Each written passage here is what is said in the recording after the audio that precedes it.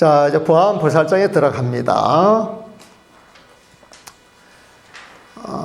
햇살이 시방세계에 두루 비추는 것을 보라 하고, 비추는 것을 명료히 아는 그는 아니라 한다. 이제 보안보살 설명하는 거예요. 그러니까 하모 스님이 문학가야, 문학가 보면 이런 걸 설명할 때 문학적으로 설명을 하는 거야 보면. 그러니까 보자를 설명하고 안자를 설명. 이런 바 보안이란 마치 햇살이 두루 비춰 어떠한 어둠이라도 밝히듯 대자 대비의 마음이 널리 움직여 어떠한 곳이라도 두루 미칠 수 있다는 것을 의미한다. 여기에서 어둠은 환을 이야기하겠지. 무명에서 환이 생겼으니까. 무명에서 환이 생기면 그 어두운 길이 계속 전해지는 거예요, 보면은. 그래서 우리가 무명 이야기할 때 근본 무명이 있고 지말 무명이 있어요. 나중에 그 기술론 배울 때. 근본 무명이라고 하는 것은 처음에 무명이 딱 생길 때, 그게 근본이 돼가지고 새끼를 치고 쫙 커져가지고 이 중생계를 만들어내고 생로병사를 만들어내는 것. 이게 지말무명이에요, 지말무명. 그래서 근본무명, 지말무명 그러면 무명의 시작이 될 때 그게 근본무명이고, 이게 근본무명이고, 그 무명이 차차차차 그 업동을 변화가 돼가지고 큰 덩어리에 생로병사를 만들어내는 것, 이런 모습이 지말무명이 보면. 근본무명 생기고 나서부터 그 밑을 전부 지말무명으로 보셔도 괜찮아요, 보면. 그리고 이 무명이라고 하는 건 우리는 팔식자리를 들여다보지 못해요. 팔식의 맨 끄트머리에서 모습을 드러내는 걸 가지고 저게 나야라고 집착을 했기 때문에 그 과정까지는 전혀 모르는 거야. 그 세월이 얼마인지 알 수가 없어. 그 시작을 알 수가 없어. 그래서 무시무명이라 그래. 무시무명. 아까 무시환이라 그랬지. 무시무명. 무시이래로 무명은 시작이 있지, 사실은. 시작이 있지만 우리 중생의 입장에서는 그 시작을 알 수가 없어요, 보면. 그래서 무시이래로 이렇게 표현을 쓰는 거예요.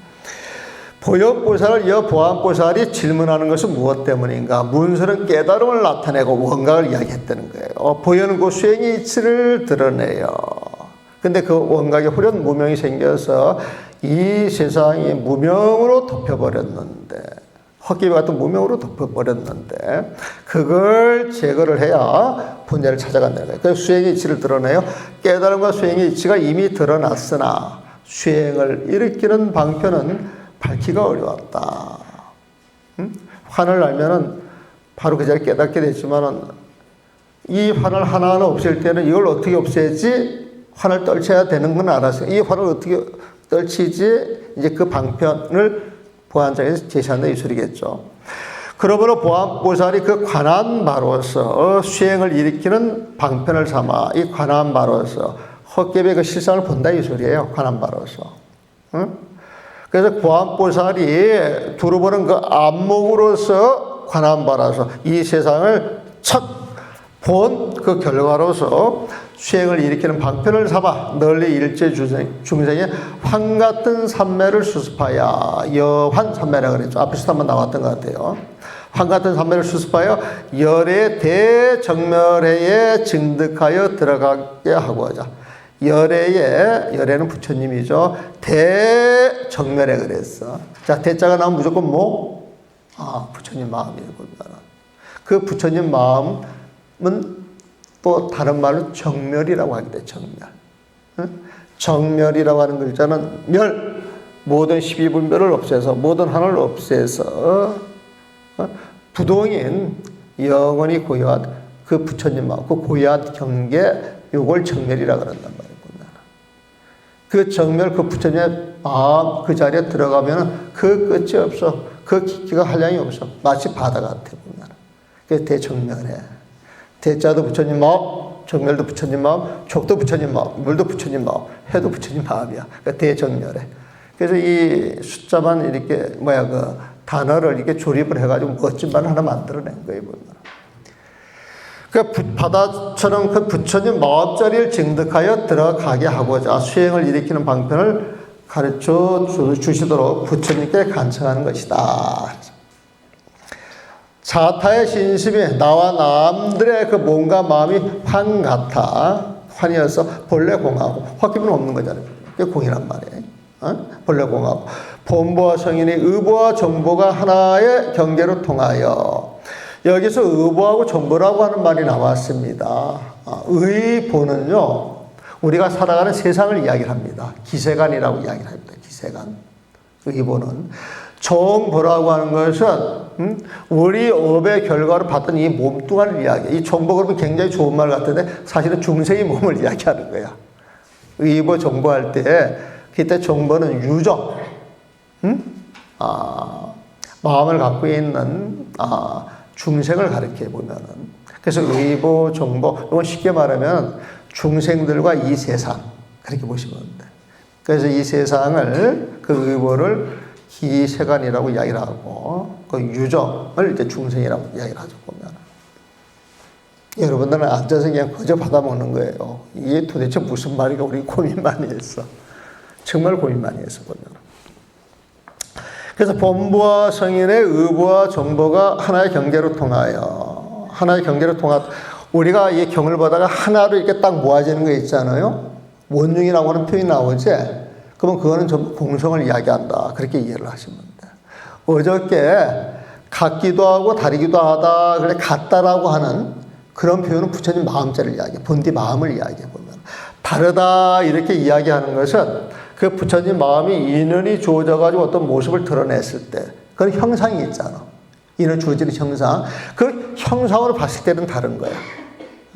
그 부처님 마음은 일체 형상이 없는 것이고 지혜로 드러나는 건 형상이기 때문에 형상을 가지고 따질 때는 다른 모습이 있지만은 부처님 지혜가 드러나는 그 근본 자리에 부처님 마음이 있다 그랬어요? 없다 그랬어요? 있다 그랬지 보면은. 그 부처님 마음으로 봤을 때는 텅 빈 고요로서 다 똑같은 거야 보면은. 그래서 같기도 하고 다르기도 하다. 그렇게 표현이 나왔을 때 같다라고 하는 것은 부처님 마음을 가지고 이야기를 하고 다르다라고 하는 것은 부처님 지혜로서 인연으로 드러나는 모습을 가지고 이야기를 하는 것이구나 이렇게 정리를 하시면 돼. 그러면은 알쏭달쏭 이게 좀 많이 정리가 됩니다. 많이 정리가 돼요.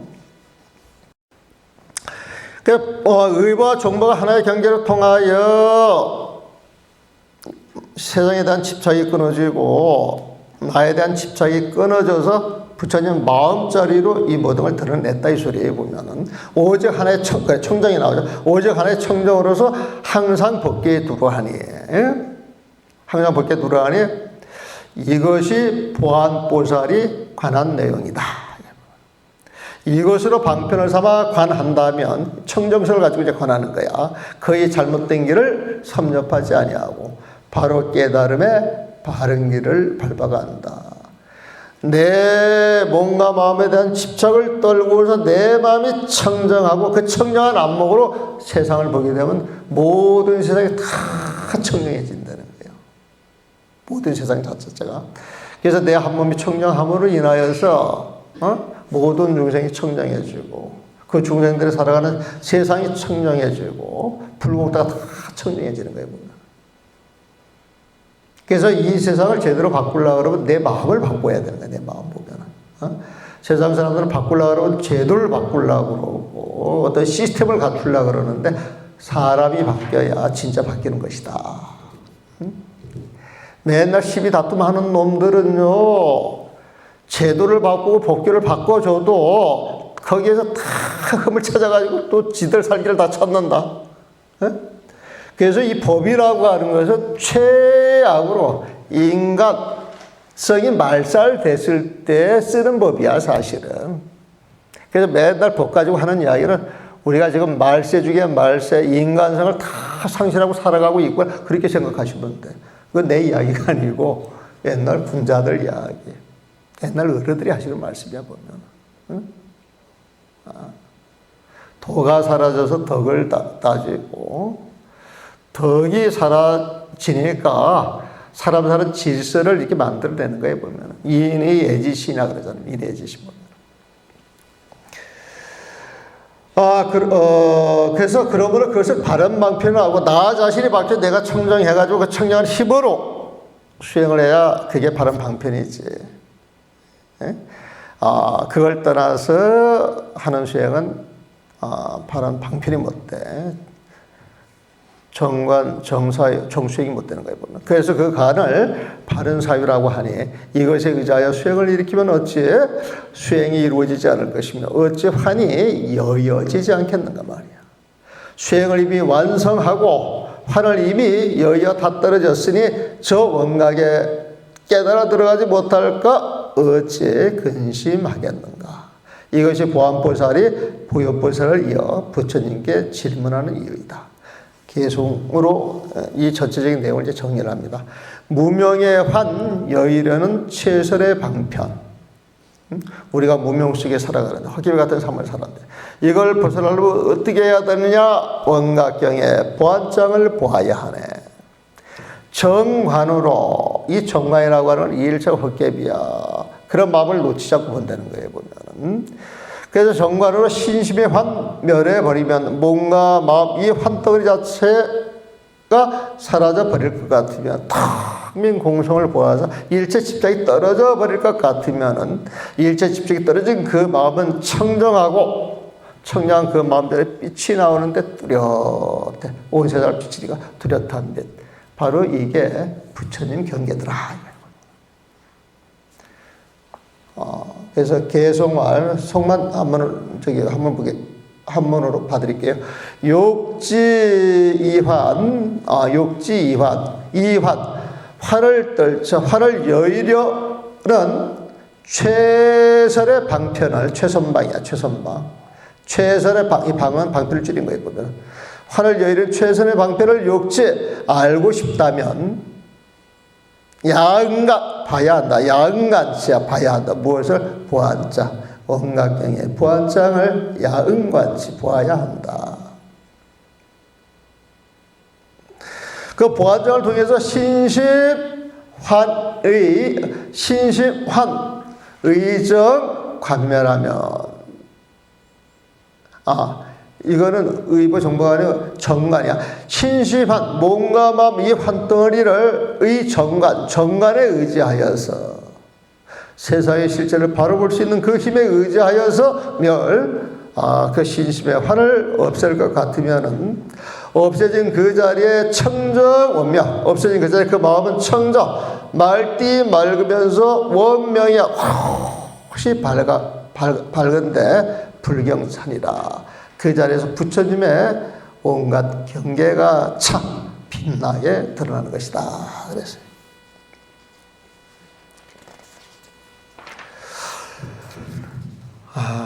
그래가지고 이 앞에는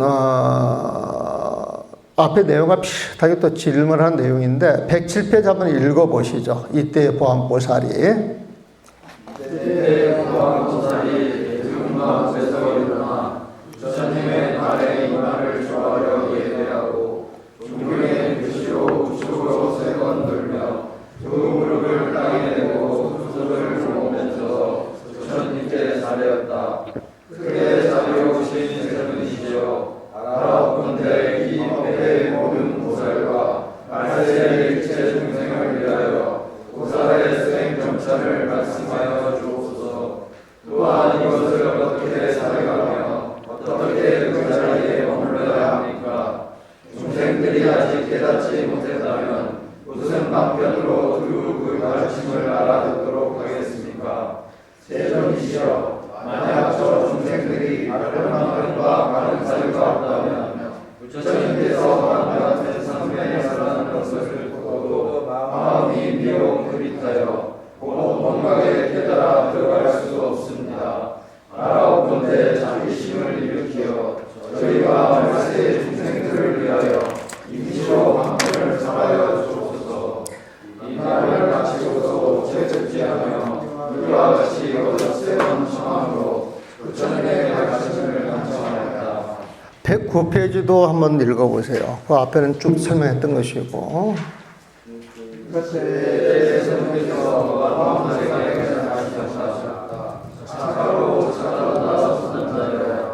너희들이 능히 모든 공사와 사세의 중생들을 위하여 너의 수행 정처와 사유미 거기에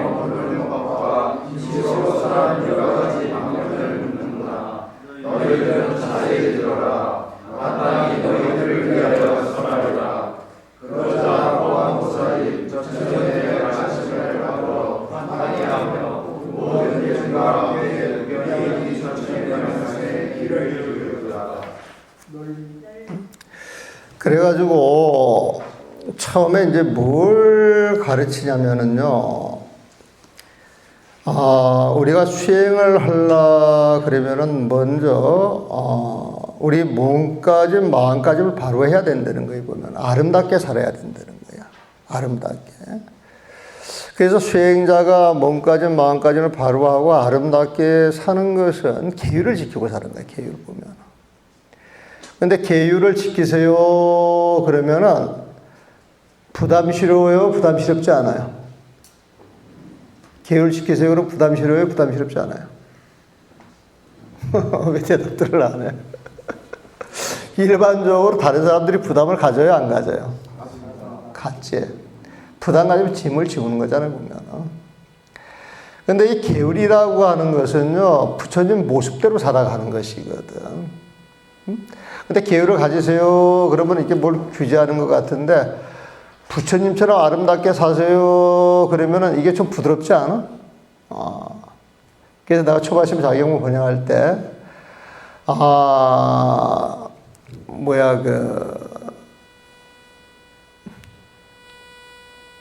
수, 십계, 오계 등 하야 선지지번 개차하라 그 대목이 있잖아요, 보면.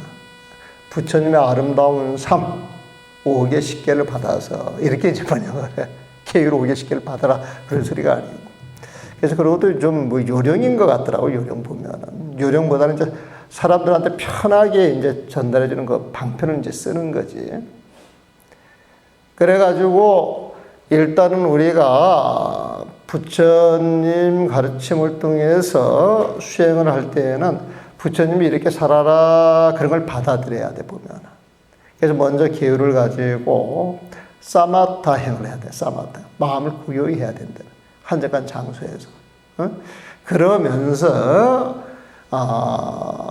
그 몸과 마음의 그 실체가 어떤 것인가를 이제 관하게 해요 보면은. 그래서 110페이지 이렇게 보게 되면은, 사대를 관하는 거. 여러분들 그 법보 그 연불집 그 책에 보게 되면은, 맨 뒤에 그 부정간, 그 부정간, 사대를 관하는 그 내용이 있어. 그런 내용들이야, 보면은. 근데 이 수행의 가장 기본이기 때문에, 적어도 이 몸과 마음에 대한 집착을 어느 정도 떨고 나야 공부에서 조금 자유로워요. 근데 뭔가 마음에 대한 그 집착이 있게 되면은 공부를 하고 싶어도 자꾸 이게 뒷목이 땡겨. 뒷목 자체가 보면은. 그래서 여기는 그 사대를 그 관하게 하는 그건데 그걸 한번 읽어보세요. 이거는 여러분들 쭉 읽으면 알 수 있는 거니까 110페이지 한번 읽어보세요. 상남자여 스스로 배우는 구달과 말세의 중생이 열애의 진정한 반갑심을 구하려면 응당 정령으로 모든 하늘을 이뤄야 한다. 먼저 열애의 사마타행에 의지하여 굳게 계율을 지키며 편안하게 부모와 함께 생활하고 조용한 수행처에서 고요하고 단정하게 자선하며 항상 이러한 생각을 지녀야 한다. 지금 나의 몸은 지성과 공사세가 하여 만들어졌다. 이른바 머리털과 손톱, 치아와 살갗, 근육과 뼈, 골과 뇌 등으로 만들어지는 모든 것은 서서 땅으로 돌아가고 콧물과 피고름, 침과 눈물, 성액과 대소변 등으로 손에 적셔지는 축축가 묻은 것은 물로 돌아가며 몸의 따뜻한 기운은 물기운으로 돌아가고 들숨과 날숨같이 몸속에서 움직이는 모든 기운은 바람으로 돌아간다. 몸이 각자 사대로 떨어진다면 지금의 영광한 이 몸은 어디에 있겠는가? 이것으로 이 몸은 결국 실체가 없이 인연으로 화합하여 만들어진 모습이니 진실로 하나하나 등을 알 것이다. 네 가지 인연이 피로 화합하여 험망하게 육군이 있게 되고 육군과 사대가 가까워서 합해져 몸이 형성되면 험망하게 인연되는 기운이 그 자리에 쌓여 인연의 모습이 있는 듯하니 이를 잠시 마음이라 부른다. 상남자여 이 험한 마음은 육신이 없다면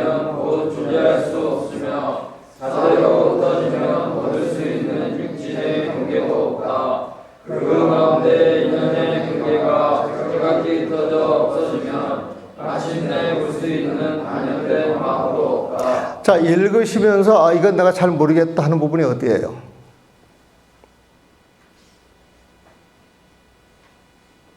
이건 여러분들이 여러 번 읽고 보고 많이 들어봐서 잘 알고 있는 것 같은데, 그래도 이걸 읽으면서 이런 부분은 내가 좀 잘 이해가 안 되는데, 그런 부분이 어디에 있어요?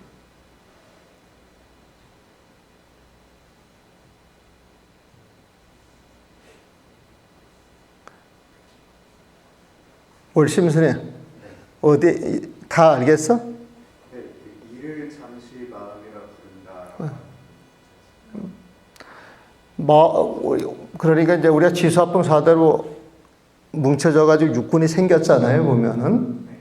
육군이 생기면서 이 안에 비설 신의가 있어가지고 그게 인연이 돼가지고 이제 그 몸뚱아리 좀 들어와 있단 말이야, 보면은. 깜짝깜짝 해가지고 바깥 경계를 이제 이렇게 시비하고 분별하는 그 공능이 있잖아.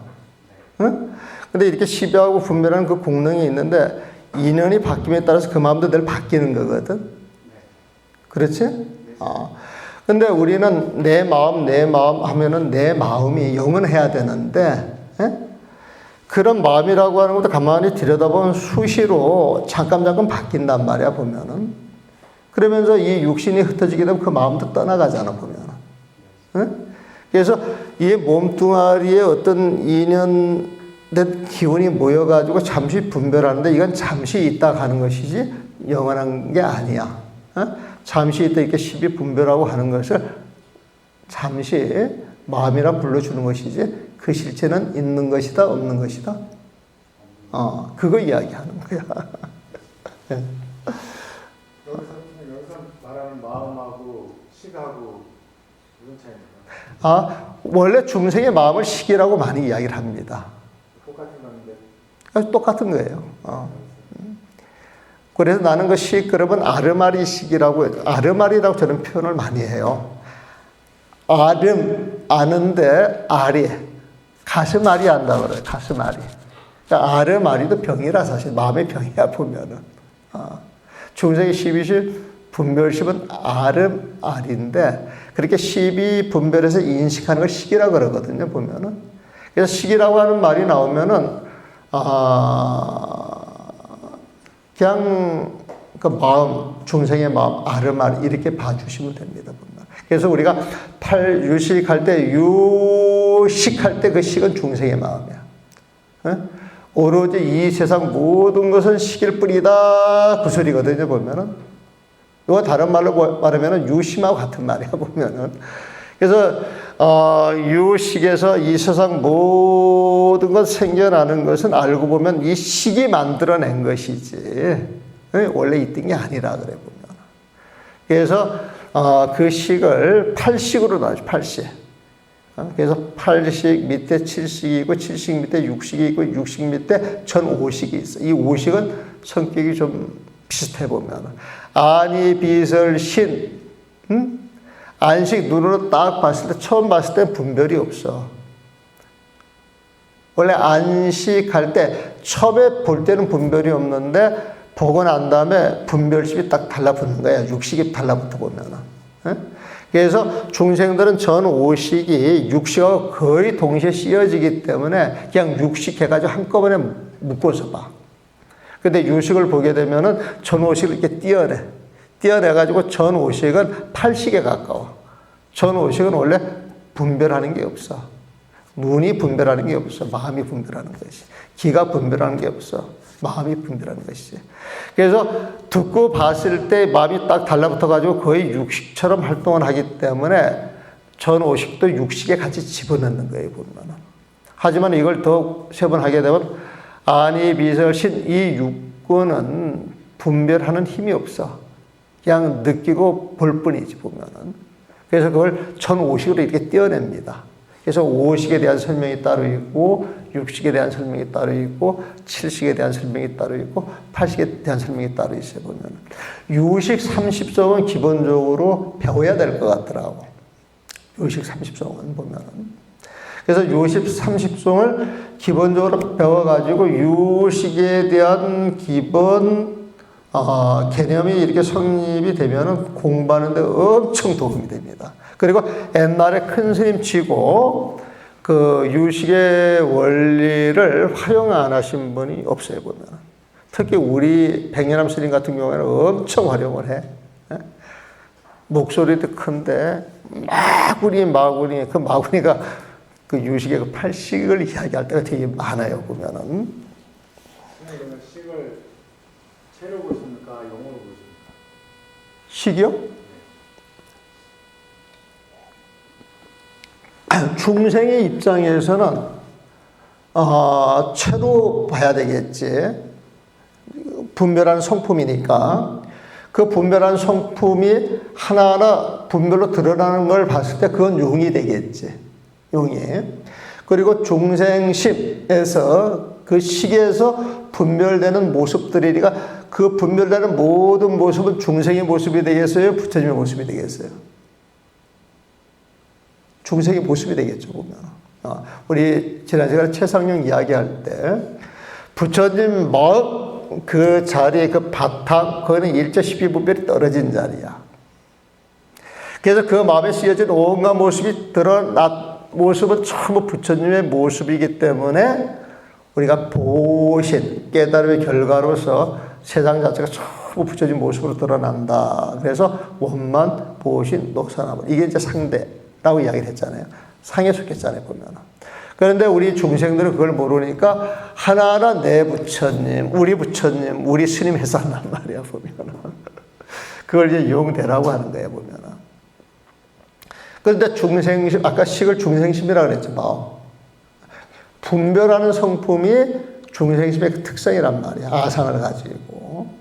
근데 그 마음이 하나하나 쓰여져서 하나하나 쓰여지는 그것을 용이라고 봐야 되겠고, 하나하나 씌어져 가지고 드러나는 온갖 모습은 다 분별이 들어가 있는 모습이니까 중생의 모습이 되겠지. 난 또 식을 가지고 상과 용을 물어보려 나올 때 처음 질문 받는다. 예. 그러면 생각하고 마음의 차이를 어떻게 둬야 되는지? 원래 생각이 마음이지. 마음에서 일어나가지고 어떤 대상에 집착해가지고 분별하기 시작하면은 그게 생각이, 우리 보통 그걸 마음이라고 이야기를 하잖아, 보면. 그런데 중생의 마음을 가지고 생각하는 것은 아상이 들어가 있는 생각이잖아. 이건 삿된 생각이지. 근데 부처님은 생각한다라기보다도 일체 12분별이 떨어져 있는 그 마음인데 어떤 상황이 되면은 생각 자체가 없이 즉각 반응을 해가지고 실상을 드러내는 조금 구분을 하는 게 좋을 것 같습니다. 그러니까 이제 부처님 마음자리에 어떤 흐름을 봐가지고 이렇게 보는 것은 근본을 관통하고 이렇게 보는데 그 관통해가지고 흐름 보는 어떤 그 논리를 이야기할 때 그건 정사유가 되겠지. 우리가 그 팔정도 할 때 정견, 정사, 정업하잖아요. 이 정이라고 하는 건 부처님 마음에서 나와야 되잖아, 보면. 우리는 그냥 정여, 그러면 바른 견해, 그러는데 그 바른 견해는 부처님 마음에서 보는 견해야. 정어, 그러면 그 정어는 그냥 올바른 말이 아니야. 세상 사람들이 옳고 그르고 따져서 하는 올바른 말이 아니고 부처님 마음대로 시비가 다 떨어진 공룡성의 말로 드러나는 거예요, 보면. 정사유, 그러면은 사람들한테 어떤 이야기를 설명했을 때 어떤 생각을 해가지고 설명을 해주잖아요, 보면은. 근데 그 생각이 사심이 없이 공식, 공정성을 가지고 그 이야기를 해줬을 때 어떤 논리가 들어갈 때 그걸 정사유라고 이야기를 한다. 그렇게 보시면 될 것 같아요. 일반적으로 저희들이 알고 인식하기로는 우리가 이제 예를 들어서 가슴이 아프다, 마음이 아프다 이런 식으로 하는데 생각이 아프다는 소리는 안 하거든요. 예. 그래서 그 생각과 마음의 차이가 좀 명확해야 되지 않을까 싶습니다. 마음이 아프다라고 하는 게 훈련이 돼서 그렇겠지. 그러니까 그러면 이렇게 이야기를 하면 돼. 그 마음을 채로 보고, 생각을 용어로 보시면 돼. 그러면 그 생각 속에 그 마음이 들어있어, 안 들어있어? 중생의 마음이 들어있잖아, 보면. 그러면은, 스님은 그 체육을 좀 나눕시다. 그렇게 이야기할 수는 있겠네.